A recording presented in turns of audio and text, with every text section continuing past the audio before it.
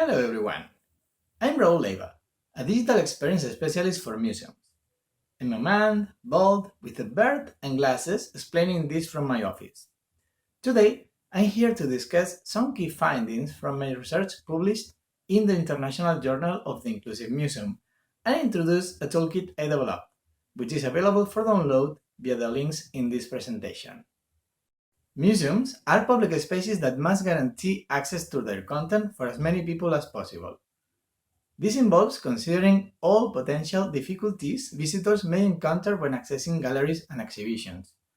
While many areas in the museum sector have applied the social model of disability, exhibition design professionals often find themselves excluded from this conversation.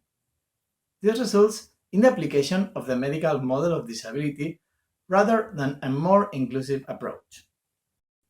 My research aims to help exhibition design professionals empathize with the problems visitors may face when accessing digital screens and provide solutions to mitigate their effects.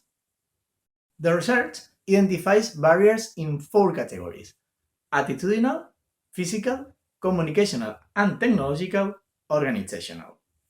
This research combines communicational and technological barriers as, particularly in the context of digital screens, these aspects frequently intersect and overlap.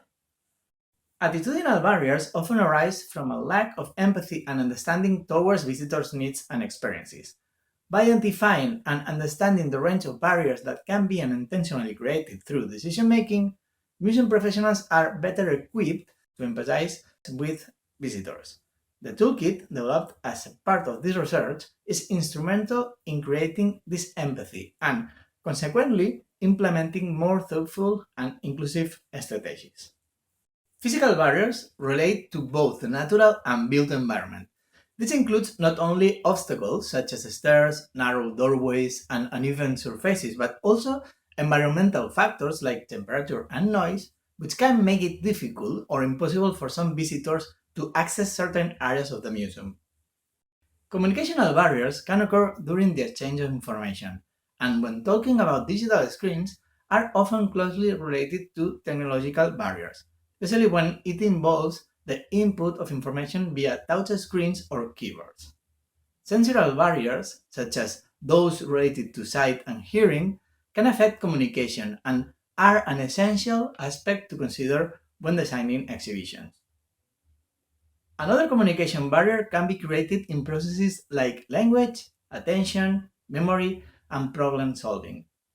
For example, semantic barriers are created when the content and the recipient don't use the same language and words, making communication meaningless. Differences in literacy and linguistic ability, the legibility of text, and the usability of the user interface (UI) can also create communication barriers. Additionally, technological barriers refer to the challenges faced by visitors when using digital screens and other technological interfaces within the museum. Not everyone has the same skills to perform gestures on a touch screen, and there are people who cannot physically touch the device. Moreover, the size of the touch target on a touch screen can be a barrier for some visitors. This exclusion from digital interactions can diminish the overall museum experience for these visitors. Organizational barriers originate from policies, procedures, and practices that inadvertently discriminate and hinder visitors from accessing museum galleries. Although designers might not have complete authority over organizational decisions, they can leverage their influence to advocate for more inclusive policies and practices. For instance, the imposition of an entrance fee can unintentionally serve as a discriminatory barrier, particularly for audiences with restricted financial means. Furthermore, decisions regarding space management, such as limiting the number of visitors, can pose obstacles for various groups of people, including those using wheelchairs, those with hearing impairments, or those who are neurodivergent.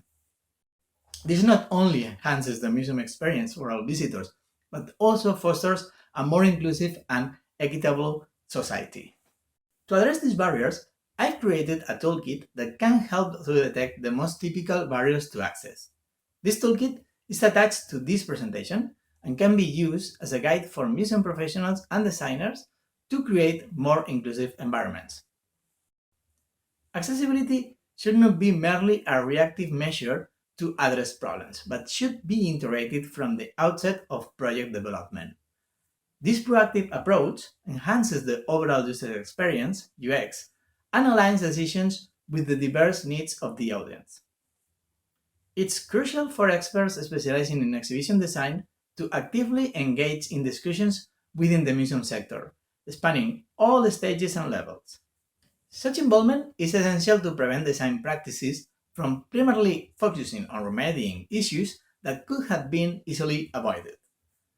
By actively participating in these discussions, designers can shift their focus toward implementing well-rounded and suitable solutions that strike a balance and effectively cater to the project's audience and objectives.